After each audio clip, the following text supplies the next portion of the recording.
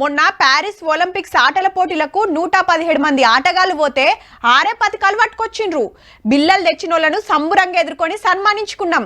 తోటలోకి వచ్చిన బిల్లలు, మనోళ్ళు తెచ్చిన బిల్లలు చూసి చాలా మంది దేశంలో ఆటలను పట్టించుకుంటలేరు. అందుకే బిల్లలు తక్కువ వస్తున్నాయని మాట్లాడినోళ్ళు చూస్తున్నారు. అవన్నీ పక్కకు పెడితే ఇంకో దునియా పోటీల్లా ఇండియా దమ్ము చూపించిండ్రు మన ఆటగాళ్ళు.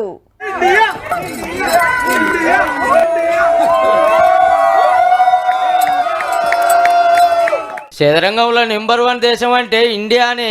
రెండు బంగారు బిల్లలు మనే. మళ్ళా బయట దేశం హంగేరీలో దునియా చెస్ పోటీలు పెడితే 198 దేశాలకెళ్లి 1000 మంది ఆటగాళ్ళు వస్తే ఎత్తులతో ఎదురోళ్ళని చిత్తు చేసి దేశానికి 2, సొంతంగా 4 బంగారు బిల్లలు గెలిచిర్రు.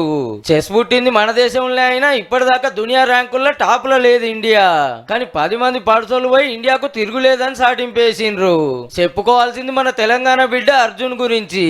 11 రౌండ్ల ఒక్కడుసు తోడిపోకుండా బంగారు బిల్ల తెచ్చుట్ల తోటోళ్ళకు ఆసరైండు అన్నది వరంగల్ జిల్లా. అమ్మ నాయనలది చిన్న సంబరం కాదు.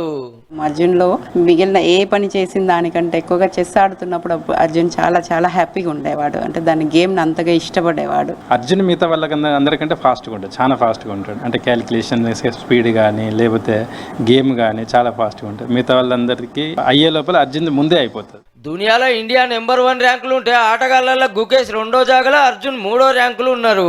ఇటు ఇంకో ముచ్చట చెప్పుకోవాలి. నువ్వు దునియా పోటీలకు 10 మంది పోతే అందులో 4 తెలుగోళ్లే.